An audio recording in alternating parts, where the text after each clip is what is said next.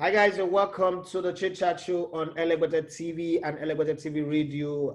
It's a pleasure to have someone who is grounded in football, a master in football. That's the way I put it, because when you follow his tweet, you understand what I am saying. He's at Mctear, Emctear on Twitter, so you can check him out and understand what I'm saying. But he's based in Madrid. Originally, he's from Scotland, so he's a Scottish man, like Sir Alex Ferguson, like David Moyes, but he's based in Madrid and understands, fell in love with the Spanish game, and he understands the game very well. And you know that the biggest talking point, guys, right now is about Lionel Messi and the would be or not to be divorce with FC Barcelona. And then we'll link it up with a whole lot of conversation around talking points that is going on in sports today, in football today especially, and then African players and Nigerian players that are playing in Spain and the ones that have been there before. It's going to be a potpourri of a lot of this conversation. My name is Matthew Esogene, and it's the Chit Chat Show. So let's set the ground running and go straight to my guest. Euan Mctear, welcome to the Chit Chat Show on Elevated TV and Radio. Yeah, thanks for having me on. It's a pleasure to be here talking some La Liga football with you. All right, the La Liga for me is the best league in the world. I know that a lot of my audience would disagree with me, especially those ones that are crazily in love with the English league. The second best league in the world for me is the Nigerian Professional Football League, and I don't want you to agree with me on that, but that's my own take. And I know that for you, somewhere in the midst, you would put the Scottish League and Celtic and the Rangers are some of the best clubs in the world. Yes, I agree. But for me, after the La Liga, Nigerian League is the second best league in the world. Now, but let's focus on you. What do you do?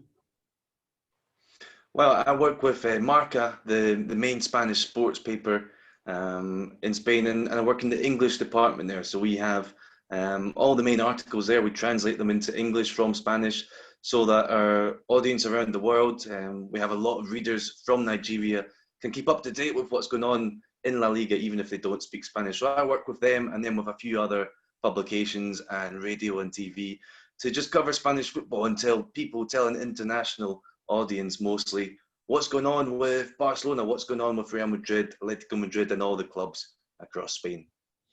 All right, for those of us who always struggle to pronounce the name, you know, I'm an addicted fan of Massa or Marca. I don't know what the right pronunciation is. Can you help me with the pronunciation? Is it Massa or Marca?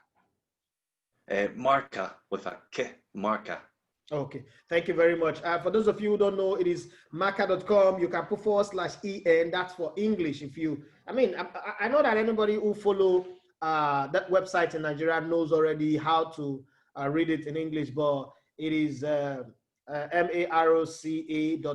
/EN for those of you who wants to follow the conversation in English. And for those of you who understand Spain, just simply put it marca.com and you will get all the topic. As at the time we are doing this interview, it is straight up the major talking point on marca.com is pros and cons. What if Messi stays at Barcelona? Live blog, the latest update on Messi's exit. The Messi considers backtracking on Barcelona exit. Other headlines that you will see there. Superstars that went through a change of scenery. Arturo Vidal, tug of war. Cholismo 9.0 begins, and then transfer update. Jorge Messi, that's the father of Lionel Messi. Jorge Messi, the patient negotiator, and a host of other stories that you can have. Sergio Ramos, Spain's debutant, showed heart and hunger. Luis Enrique, we should be saying what a great goalkeeper Spain have. You know, those are some of the talking points that you can have and read on marca.com. And, you know, as I said before, it is marca.com /English, EN, just EN, and you are good to go. So having said that, let me go straight to Euan.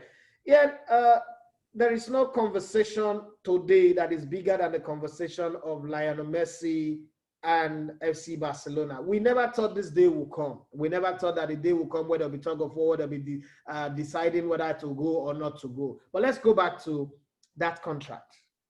I've seen a lot of, you know, articles, a lot of opinions. I've even spoken to a lawyer, a contract lawyer. The contract says that by June 10th, he had up to June 10, he could walk away for free. But then at the time that contract was written, nobody envisaged coronavirus. Then coronavirus came in, a season that was supposed to end in May got elongated to August. Do you think Messi is in any wrong saying that he is entitled to walk free? Yeah, it's a complicated thing because, as you point out, he had this option to walk away for free, but he had to activate it before June 10th. But because the season's gone on so long, it's he thinks that he can activate it at the end of the season, and it's the same kind of thing. This is a term they keep using, that they want to act in the spirit of the contract, maybe not specific dates, but the contract was basically saying about 10 days after the end of the season, more or less, you tell us if you're staying or not. And that's what he did. It's just that the season finished in August. The question I keep going back to is if Messi knew he wanted to leave, why didn't he trigger it in June, before June 10th, if he knew he was going to leave? And one of the interesting points to keep in mind is on June 10th, Manchester City, one of the teams that we believe he wants to go to, they still had their UEFA ban from the Champions League. Remember, in the summer, that got overturned. Manchester City were told they can keep playing in the Champions League. But on June 10th, as far as Messi was aware, Manchester City might not be in the Champions League. So he probably didn't want to activate that clause then, because if he was going to Manchester City, he'd be missing out on Champions League. So maybe that's why he wanted to wait. And yeah, it's a little bit unfair on Messi, but at the same time, I do understand Barcelona's point of view, because the contract is there. There is a clear date. It's after that date. And their stance is simple. Messi can either leave for free next year when his contract runs out, or if he wants to leave this year, some club has to pay 700 million euros. And even though Manchester City have lots of money, they don't even have 700 million euros. Nobody does. Okay, so let's put a twist to this. Would Barcelona rather have a Messi? Because Messi, as good, as ingenious, as amazing as he is, can be an excess baggage. I've seen a Lionel Messi that is not interested in playing football. He looks like the Andrea Pirlo in his last days at Arsenal, playing on the field but not there, like Mesut Ozil in his recent games for Arsenal, purely invisible, playing against his team. Is Barcelona willing to have that kind of Messi for the next 1 year, knowing fully well that at the end of the season, he's still going to take a walk and go to Man City for free? Are they willing to? Because, I mean, every week you're going to be paying him £960,000 every week for him to stay unhappy. Isn't that funny? Yeah, I mean, it's Barcelona, I guess, are hoping that if he stays for 1 year, maybe during this season, they can convince him to stay. You know, it's like any relationship. You one more day, 1 more week, and then you hope that it can be extended, and they hope they can show him that Barcelona is worth staying at for a long term. But even if he does leave after this year, I think it's still worth it for Barcelona to keep him, because you make a good point. Can you afford to have a player like Messi who doesn't really run? He doesn't run 10 kilometers a game. He walks around a lot. Can you afford to have a player like that? I think, yes, you can afford to have one player like that. But when Luis Suarez plays a similar way, when other players don't run either, you cannot have 3, 4, 5 players who don't run. So that's why I think you can keep Messi, but maybe some of the other older players, Suarez, Busquets, even Piqué, maybe they have to move on and play less minutes, and you have to put young players in there. When Barcelona lost 8-2 to Bayern Munich by the end of the game, the whole team had run a full 10 kilometers more than Barcelona. It's not just about how far you run. We know that. But that's a big part of it at the top level in the Champions League. You see the best teams in Europe just now. Most people agree that Liverpool is maybe the best team in the world just now. Bayern Munich, obviously champions of Europe, they're a contender to be best team in the world just now. Those teams have lots of pace. They have lots of players who run. Barcelona need to have young players like that. But I think Messi's still worth having there. Messi plus 10 young fit players, I think, is a good combination. Okay, so there was also the conversation that there is a possibility that if they can convince Messi that they will bring Neymar back to Barcelona, maybe it will get back his mojo, he will be happy again, and it will be like eating the best buyer, the best rice, and that feeling will be back.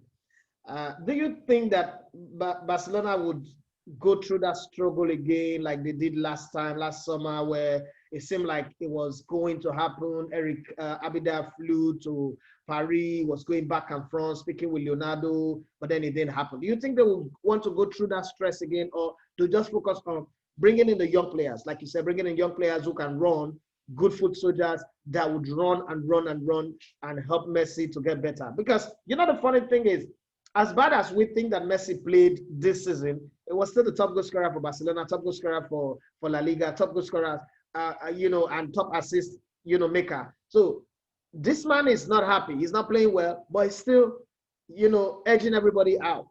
Do you think that they will try to bring in Neymar or leave Neymar to stay in Paris and then try to get a new squad entirely?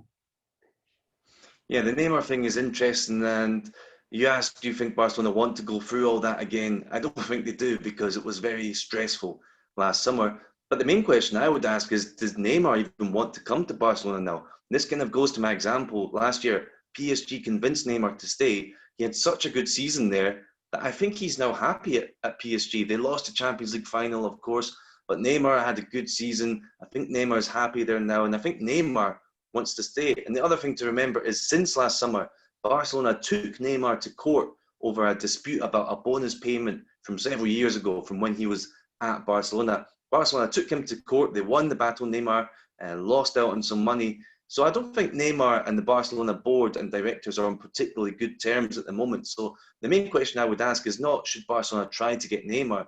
It's, would Neymar even want to go to Barcelona now? And I think the answer to that is no. Okay, so let's shift away from Messi, Barcelona, Neymar. We'll still come back to it. One major talking point that is of keen interest to Nigerians and Africans, I mean, talking about my brothers in Ghana and other part of Africa, is the Thomas Partey going to Arsenal. 44 million is his clause, his buyout clause.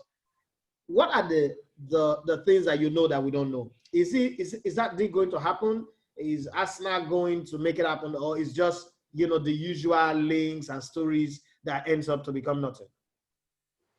Yeah, it's quite a simple equation. It's he has quite a low release. I think Thomas Partey is a great player. I think he's underrated, and his release clause is only 50 million euros. So it's quite simple. Atletico Madrid will not sell him for anything less than that. But if Arsenal can pay 50 million euros, they can get him. He would be willing to go if Arsenal pay that money. But the problem is, Arsenal don't really have that much money just now. And furthermore, Arsenal this summer have been changing things in the boardroom. They've got new directors coming in the sporting department. So they've got a bit of turmoil there. They've got a bit of change of hands going on. And yeah, Arsenal, I just don't think have the money to afford them. They've even been working on other deals. They've even been following other players because they don't know if they will get Thomas Partey. So I think it's going to come down to, can Arsenal afford 50 million euros? And I don't think they can. So I think Thomas Partey is going to stay at Atletico Madrid. And for everyone who's a fan of La Liga, that's great news, because I love to watch him. Okay, now there's a suggestion that I had a conversation with my friend in Madrid, and I was telling him that if I were on the board of Arsenal, this is what I'm going to do. I'm going to offer to Diego Simeone, Matteo Guendouzi, and Lucas Torreira, and maybe lump up a 10 million pounds on top of those two players, because for all I care, Guendouzi and Torreira will make up 40 million euros, and an additional 10 million euros might make the deal happen, or probably put them forward, put 10 million, and then add a few add-on bonuses that will go to Atletico Madrid. You think Atletico Madrid would do a deal if there is a cash plus player on the table? I'm not sure that they would, because think about this. Atletico Madrid, every summer for the past few years, their midfield has been changed up. A few years ago, Gabi left. That was a big deal. They brought in Rodri from Villarreal. Then one season later, he went to Manchester City. Then they had to bring in other players. Last summer, Hector Herrera came in, Marcos Llorente. And now if they were to lose someone this summer, I think Atletico Madrid, they want to keep Thomas Partey because he's a great player. They want the value in that position. But I think what Simeone wants more than anything this summer is to just keep consistency. He doesn't want to change too many players, because last summer, the starting lineup, about 5 or 6 players left, and they had to bring in 5 or 6 new ones. And you know what it's like. It takes time to create that chemistry between players. So I think Simeone would rather just keep what he has, players who know each other, players who know what Thomas Partey is like, how to play with him. I think he just wants to keep it simple. So that's why I don't think they would even agree to a deal like that. Okay, now still talking about Atletico Madrid and Simeone before we move to the biggest team in the world, Real Madrid. People were saying that at the beginning of last season, we had a show here, the Sports Lounge, and we were saying that the kind of players that Atletico Madrid was signing, João Felix, Morata, the players that he's got in the squad, is going to change from the sit tight, keep it tight at the back, score one goal, and then defend to an all-out attacking. Do you think that the change of style, because I felt last season was one of the best opportunity for Atletico Madrid to win the league. Real Madrid did not win the league with their best performance. Barcelona were also wobbling.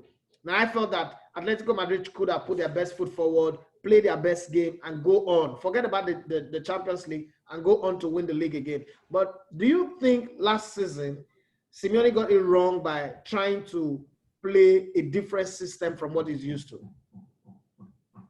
No, I don't think he got it too wrong. I think the problem was sort of what I said before. There were so many changes. And Simeone even said in one of the first press conferences in the season that the 2019-20 season was a transition year for Atletico Madrid. That's the way he described it. And I think that's true. When you change half of the squad, it takes a bit of time to build that relationship between players, and it was always going to be difficult. I think you're right. It was a good opportunity to win the league. Real Madrid, they won the league, but only with 87 points. That's not too convincing. Atletico Madrid had a chance, but I think it was too many new players all at once to be able to start so well. But this summer, they've got all these players. They've all played one season together. They all know each other now. I think this year is a great opportunity for Atletico to win the league, because Barcelona, as we've discussed, are in a bit of a transition, a bit of a mess. Real Madrid, they did well last year. Can they keep it up this year? I don't know. I think this is a good year for Atletico to go and try and win another league. Okay, so before we go to Real Madrid, let's look at Sevilla. Sevilla seems to have a magic at the Europa. I mean, bring up any coach, whether it's Unai Emery or whoever the coach is, they seem to get it right in the UEFA Europa Cup, but then they seem to struggle in the Champions League. Can you explain the reason why that is for a club like Sevilla? Yeah, well, some people joke about that when they're in the Champions League, they would rather be in the Europa League, so that's why they try and finish third in the group stages so they can get back into their favourite competition. But one thing to keep in mind, remember last time they were in the Champions League, that was 3 seasons ago.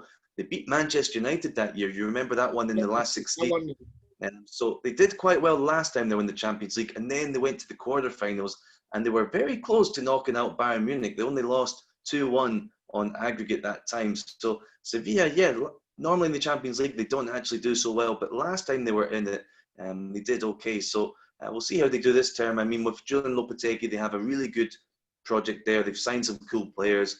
Most recently, of course, Ivan Rakitic, the former Sevilla captain, going back to Sevilla from Barcelona. I think that's a really good signing, because I think Rakitic still has 1 or 2 really good seasons left in his boots. So now let's come to Madrid. Madrid is still running the post-Cristiano Ronaldo era. Zidane came back, first season, didn't win anything. And then, last season won the league title. And it seems like, okay, Hazard is going to be a better player this season. There was the talk of them signing Mbappe. But, I mean, I was one of those people who said that was not going to be possible. Where is Madrid going from here? Let's not forget that Sergio Ramos is getting older. Still one of the best defender, one of the best ever defender in the world. I always say that I'll put Sergio Ramos in the same bracket with Alessandro Nesta, Paulo Maldini, Franco Baresi, Danny Blind. I mean, if I want to even push the envelope, I'll put him in the same bracket with Franz Beckenbauer, the Kaiser, and, all of those guys.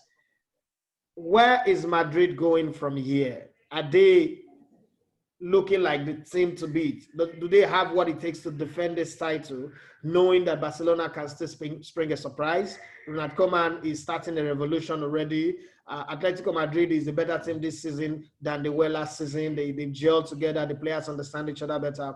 What are the chances of Real Madrid defending the title this season? I think they can defend the title, but the question is, what is their priority? At the start of last season, Zidane quite explicitly said his priority was La Liga, not the Champions League. And that was clear during the season. We even saw there was a week in March before the coronavirus lockdown when Real Madrid had Manchester City in midweek in the Champions League and then Barcelona in the Clásico at the weekend. And at that point, Toni Kroos was in great form. And Zidane rested Kroos for the Manchester City game because he thought the Clasico was more important, because he would rather have won La Liga last year than the Champions League. But now that he's won La Liga, maybe the Champions League becomes a priority again. And if Champions League is a priority for Real Madrid, then maybe they rest players in La Liga in March and April time, and maybe that affects them. So I think Real Madrid can win it if they want to, but do they want to win the Champions League more? I think maybe they do after a couple of disappointing Champions League seasons, 2 times in a row out at the last 16. Let's enter on Eden Hazard. Eden Hazard came in for 150 million plus some extra bonuses if they win the league, if they win the Champions League. Would you say that Eden Hazard have lived up to the billing, and do you think that he's the kind of player that can put up a performance that will get him to win the Ballon d'Or? Yeah, I mean, this is the thing. Hazard had a really poor season last year, but it was mostly because of injuries. He had 2 really serious ankle injuries, and I don't think we can blame him too much for having a poor season because it wasn't his fault. But this year, if he's fit and if he's healthy, then yeah, he has all the talent in the world to go on and become the best player in La Liga, the best player in the world. You know, I think Hazard can be the player to lead Real Madrid over the next few years. And yeah, we all, I think, neutrals included, hope that Hazard can, stay fit and healthy and that we can see the best of him, because there was great excitement last summer when he moved from Chelsea, but we just didn't really get to see much of him because of, sadly, all of these injuries. But don't you worry that historically, Eden Hazard is not the kind of player that can score you 20 plus goals. No matter how his best performance ever, I think it's about 16 or 19 goals that he scored. Do you think it's going to be able to, now with Karim Benzema scoring, and people say, oh, Zidane is a Frenchman and Zidane is trying to make Karim Benzema the center of attention for Real Madrid. And I mean, Karim Benzema has also proven himself last season. They won the title on the back of his performance. You think that Eden Hazard will be able to provide goals, because in Chelsea, even though when he's not scoring, he's rated high above the other guys that are scoring. But in Madrid, you've got to bring in the goals because you're living up to the expectation, the standard of Cristiano Ronaldo. Do you see Eden Hazard as that kind of player that would rather go for goal than create or dribble, run 2 or 3 players, and then the fact that he doesn't score free kick regularly and he doesn't score headed goals regularly as well? Is it that player like the one? I think you're right. He has to score more goals because at Real Madrid you have Benzema, but nobody else really. You look at the other options. Even Vinicius, as good as he is, he doesn't score goals either. So it's up to Hazard to provide the goals. And you're right, he's never hit 20 goals a season, but I think that should be the target for him, is to try and get to 20 goals. If he can score 20 goals and if Benzema can score 25, then Real Madrid are absolutely fine because they have players from midfield who can score as well. Ramos can score some goals.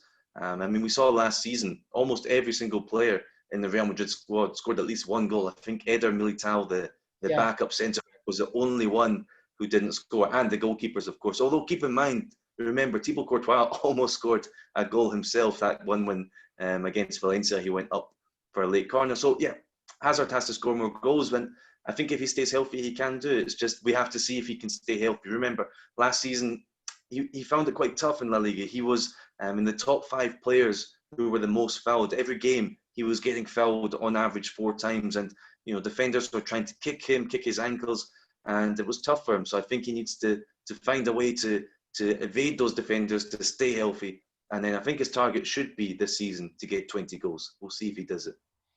Okay, so historically, La Liga have enjoyed the beauty, class, and quality of some great African player. Top of that list is Samuel Eto'o, and then you've had the late Wilfred Agbonibare, you have Finede George, and then you have Freddie Kanote, Keita, who played for Barcelona, Yaya Toure, and recently you have Oganekari Tebo, you have the Nigerian central defender Kenneth Omeru, and the other lots. Who are the African players that you look at and you say these guys would really light up the league this coming season? Yeah, I think there's a clear Nigerian one to look at, and it's Chukwueze, Samuel Chukwueze at Villarreal. He's been good for a few years now. We've all enjoyed watching him, but I think Villarreal this season, they're going to be a lot of fun because they've got a new coach, Unai Emery, who I think is going to turn them into an exciting team. And they've signed some really cool players. They've signed from Valencia, Parejo and Coquelin. So I think this season Villarreal is going to play a 4-2-3-1, and Chukwueze should play somewhere in the three. And he has got to compete for minutes, because remember, Villarreal also signed Takefusa Kubo, the young Japanese player. So he's going to have to compete for minutes with him. And also, don't forget Moy Gomez. A lot of people forget about him. He's not one of the star names, but he had a very good season at Villarreal last season. So Chukwueze has to compete for minutes with him as well. But Villarreal are in the Europa League. They're going to play a lot of games. There's going to be a lot of minutes to go around. And I think Chukwueze can play a lot of games there and score a lot of goals, because I think Villarreal are going to score a lot of goals in the counter-attack. And that's when he's so good, isn't it? When he's running forward into space. So I'm looking forward to see what he can do. He's already lit up La Liga on occasion. I think this can be his season to really go to the next level. Yeah, some time ago, the discussion was the fact that his friend who played for Lille last season, talking about Victor Osimhen, moved to Napoli, and then there was going to be the possibility of him also moving to Liverpool. But we didn't hear anything of it. And then when Liverpool started making their transfer dealings and dragging foot, it felt like Liverpool were not going to make any major signing. Samuel Chukwueze, when you look at his game, what are the areas of his game you think he should improve? Because yes, he's a bright talent, he's a fantastic young player, he's got everything going for him. When he's running on the ball, he's the kind of guy you want to watch. But no player is a finished article. There is still one thing missing. Even Cristiano Ronaldo and Messi, you still think that there is still something that they need to add to their game. When you look at Samuel Chukwueze, what do you think he should add to his game? Yeah, I think it's those precise passes that he needs to add. You just mentioned that when he's running into space and there's no defenders or one or two defenders in front of him, he's deadly. But when he finds himself with the ball outside the penalty area and there's maybe 5, 6, 7 opposition players in the penalty area, I think he struggles to find that deadly killer through ball pass to a teammate. And I think that's something he needs to work on, because sometimes teams will sit deep against a team like Villarreal, and it's tough for him to break down those players. And remember, Santi Cazorla was a guy who could always do that, but he's just left Villarreal, so there's going to be even more onus on Chukwueze to come up with those through ball passes when the penalty area is packed. And I think that's something that he can do. As you said, he's not the finished article, but of course he's so young, he's not supposed to be the finished article already. Yeah.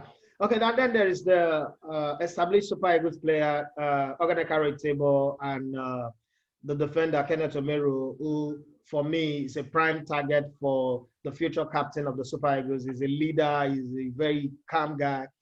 What do you have to say about them, Table and Omeru? Yeah, well, the sad thing is, I think they're both leaving La Liga this summer. It's a shame, because a couple of the Nigerian players, we had Omeru and Awaziem, they were both at Leganés last season. Leganés, of course, is in the south of Madrid, so I went to watch a lot of games there. They were really good players. They had that back three defence that they played. Sometimes they both played together. They were really good to watch. They were quite solid. Leganés were quite unlucky to be relegated, but they were relegated. So as it stands, it doesn't look like we're going to see them in the top division in Spain next season, which is a real shame, because they were both pretty solid for Leganés, I thought, over last season, when they came so close to staying up, but ultimately missed out on the final day. Okay, so let's talk about tourism, Spain and tourism. We know that the coronavirus have, brought about this lockdown. People don't travel anymore. But I mean, and I saw something yesterday about another lockdown in Spain. I don't know how true that is, but I saw something on social media. They were talking a 24 hours lockdown. Can you help me confirm that? Is it really true that there's a 24 hours lockdown in Spain? No, not at the moment. There's no new lockdown, but there are new measures coming in. The thing with Spain is it's been very regionalised, the response. So what the case is in Madrid, what the rules are in Madrid might be different from some of the regions in the north. Region by region, they have their own different rules. If anyone is coming to Spain to travel, it's worth checking out what the rules are in each region. But the one thing that is the same across all of Spain is that we won't have fans in the stadiums when La Liga starts next week, next Friday, September 11th, it comes back. There won't be fans in the stadiums anywhere in Spain. is one thing that's true across the country. All right, so let's go back to the tourism thing. When everything does come back to normal and, people can mix up again, because I've always said from the beginning, humanity will always prevail. We will beat COVID. We've beaten wars before the First World War, the Second World War, Hiroshima. We've beaten everything, the Spanish flu, malaria, Ebola. We would beat this. When we finally beat this and everybody can travel again, what are the beauty spots? I hear of the cathedral in Barcelona. I also hear of, I've been to Madrid before, but people always talk about visiting the stadium, and now Madrid is, building a stadium and redesigning and all that. What are the places you would suggest for a new tourist coming to Spain? What are the places they should go to? What are the food they should look at to eat and all that? Yeah, I mean, Spain has so many lovely spots, and almost every city apart from Madrid has a beach, has a coast. There's so many good spots there, and of course the islands as well: Mallorca, the Canary Islands, Tenerife. Lots of lovely spots all across Spain, and one of them, of course, it goes back to football a little bit. It's right in the south of Spain, the port city of Cadiz. Their team has just got promoted into La Liga, which is pretty cool. And yeah, in terms of the food, I mean, there's lots of typical Spanish foods, and again, it depends on the region. You can go north to Asturias, and they have fabadas, kind of stew. You can go to the south, where there's so much seafood. Even in Madrid, it has its own delicacies.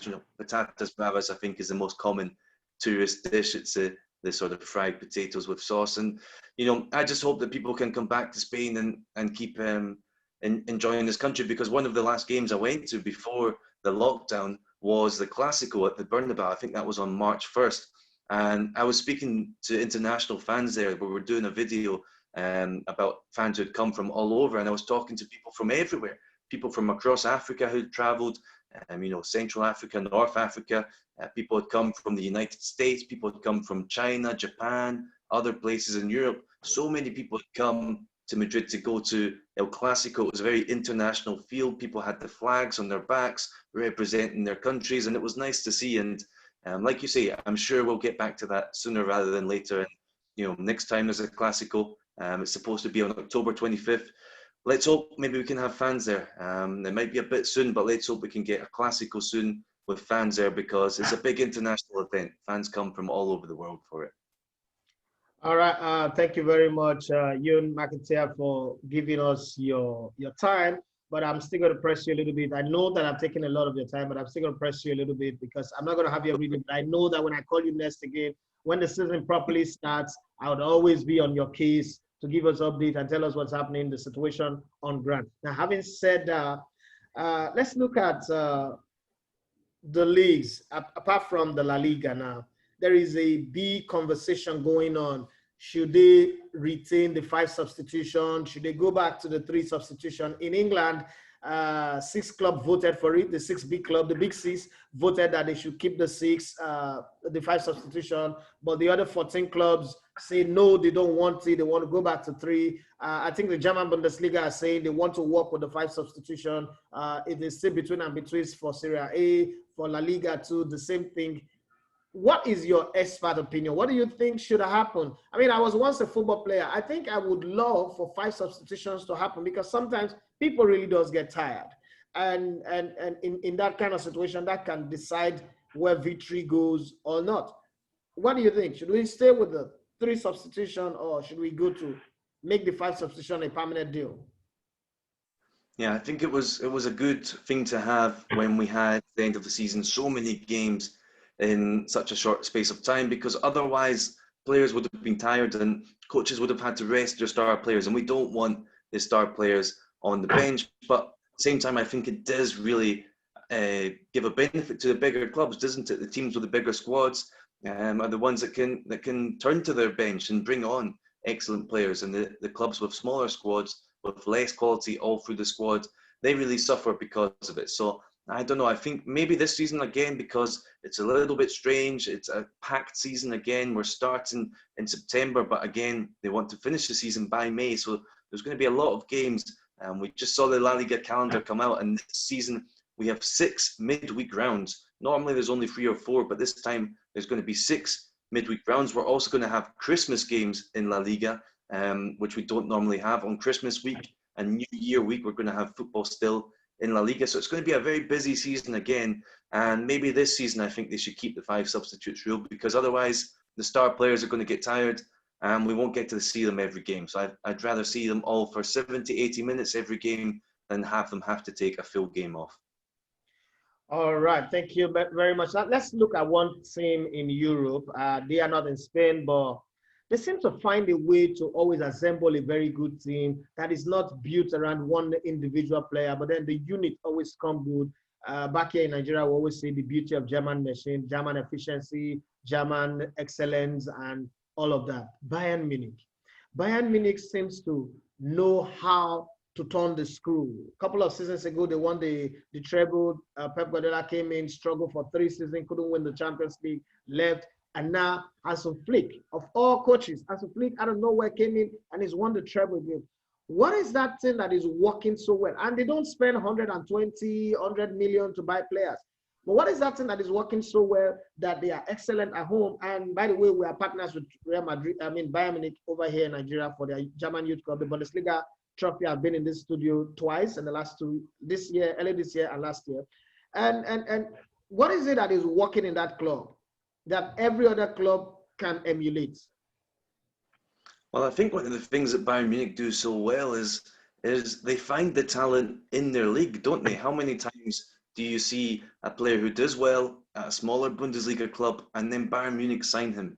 And I think that's the sort of way where they're the big fish in that league and they keep eating all the little fish almost. So that's how they keep winning in the Bundesliga, and then they go out and they compete in the Champions League with sort of Bundesliga 11 almost. So I think that's one of the things they do so well, and one of the things that other clubs can't really emulate. Real Madrid and Barcelona and Atletico, there's maybe too much competition to do something like that. In La Liga and the Premier League, it's the same. Even in Serie A, you have Juventus are the dominant team, but Inter and AC Milan are still really massive clubs, and they're going to try to not let their best players go to Juventus if they can avoid it. So Bayern Munich have this nice ecosystem where they remain the dominant team in Germany and also good enough to compete in Europe. And yeah, they were deserved winners of the Champions League this year, I thought. I don't think there was a better team. They won every single game in the Champions League. No one's ever done that on their way to the title. So yeah, it works for them. And yeah, they did it with a coach who a lot of people hadn't heard of this time last year, but he came in, kept things ticking over. And like you say, they have a great squad. They build it well, and they got the treble they desired. Yeah. So when you were talking, you mentioned Juventus. Juventus now have let Maurizio Sarri go, and they brought in one of my all-time favorite player, Andrea Pirlo. So fantastic. You watch him, it feels like you're drinking the finest wine when you watch him play. He's flawless on the field of play. His excellence is beyond compare. I mean, you could put him in the same class with Alessandro De Piero, Roberto Baggio, some of the greatest Italian players. And we've seen some former player transition from being players like Luis Enrique, transition to becoming a player, won the treble with FC Barcelona. Pep Guardiola won 14 or so more titles with Barcelona and Bayern Munich, and then now at Manchester City. Do you think Andrea Pirlo, even though on the field of play he's got grace, he's got charisma, he's got charm, he's got everything, do you think that Andrea Pirlo is the guy that would take this team? Don't forget that there's the big elephant in the room, Cristiano Ronaldo. I think he's a guy that can take this team to the next level. And knowing the history of Juventus, they are the Champions League most unlucky team. They've lost more finals than any other team in the Champions League. They've won it only once, and every time they keep getting knocked out when it matters most. You think that this Andrea Pirlo is a guy that will make it happen for them? Yeah, I really don't know, because he's never coached before, He was promoted from the B team role, but he'd only been hired as B team coach in July before he took the first team job. So he's never coached a match ever in his life. And this is a different thing. We've seen Pep Guardiola step up from the B team at Barcelona to the first team and have success. We've seen Zinedine Zidane do it at the B team at Real Madrid to the first team and have success. But both those guys, Guardiola and Zidane, had been at the B team for 1 or 2 seasons. So we'd seen them coach, the clubs had seen them coach, they knew sort of what they were getting. With Pirlo, we don't know at all what kind of coach he'll be. We don't even know what kind of formations he'll use. We've never seen him coach a game in his life. But when you look at Juventus, you mentioned, they've been so unlucky in the past few years, even when they've had really good coaches, you know, like Allegri, Sarri is a good coach as well. So maybe it's time to try something different for Juventus. Maybe it's time to bring in an iconic player who might not be the best tactician, but maybe he brings something motivational-wise and leads them to this Champions League that they've been seeking for 20 years now. All right. So one of the biggest questions that have bothered my heart since the passing of Sir Bobby Robson, and before I ask that question, let me ask this first thing. This question is bubbling in my head. You're a Scotsman. What do you people say about Sir Alex Ferguson in Scotland? Well, I mean, Alex Ferguson is a legend everywhere, and of course he is in Scotland as well, because, you know, he coached Aberdeen to success before he went to Manchester United. But yeah, what we say about him in Scotland is pretty much the same as what they say in England. He's undoubtedly the most successful manager, pretty much, I think, of all time. What he did at Manchester United was something special, and not just because he won so many trophies. He was not only the coach, he was also the transfer director. He was the man manager, the motivator. You know, he was everything at the club, and well, we've seen what's happened to Manchester United since he left. They've never quite been able to get back to those heights. Okay, so now it leads me to the question that I wanted to ask before. The English always love to claim that football originated from England. This is a British game. The English FA Cup is the oldest competition in the world.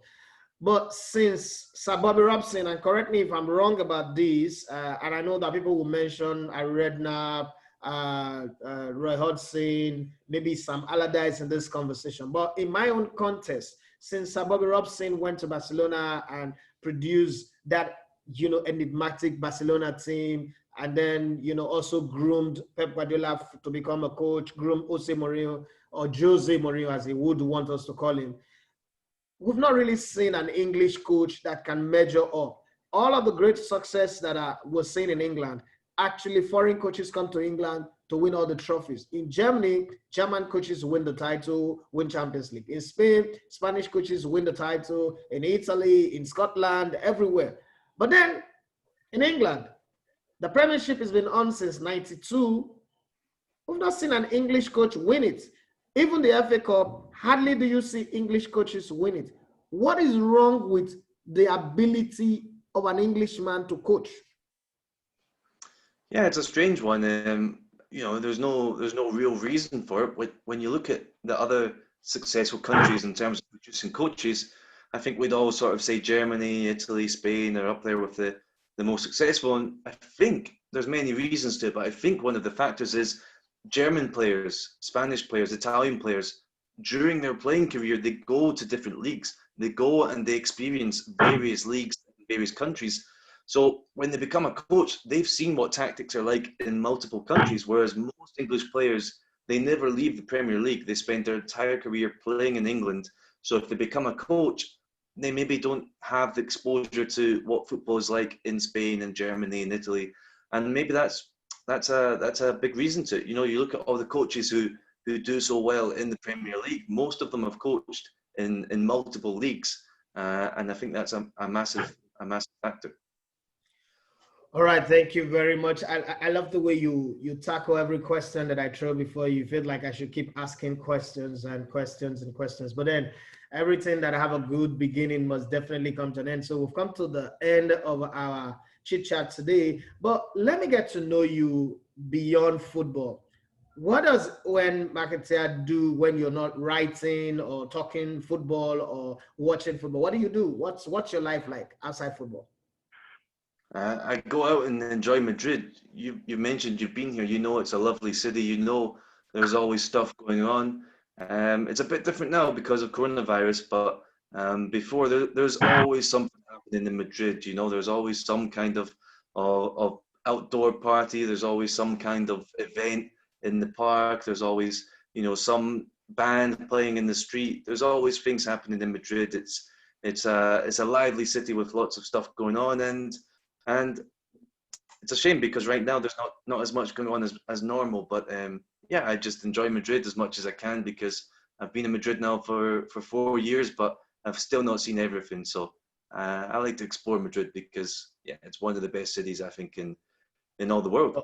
Yeah, I agree with you. And finally, have you ever been to the Bull Feast? Is it the Bull Feast they call it now? Where I mean, have Yeah. you ever been to any of these? And have you seen those guys, bullfighters, standing next to a raging bull? How's the experience like?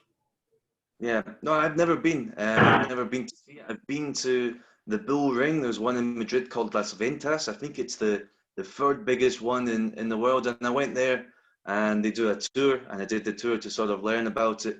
But no, I've never been to a bullfight, so I've never seen that live. All right, no problem. Thank you very much for your time, and hopefully we will talk a lot more when the season is on, and when we finally get time to come visit Madrid, Spain again. I'll look out for you, and we'll go have maybe lunch or dinner together, whichever one that suits you at the time. But thank you very much, Mark, for your time, and we're looking forward to a fantastic football season all across the globe. Absolutely. Thanks for having me. All right, bye. Chai.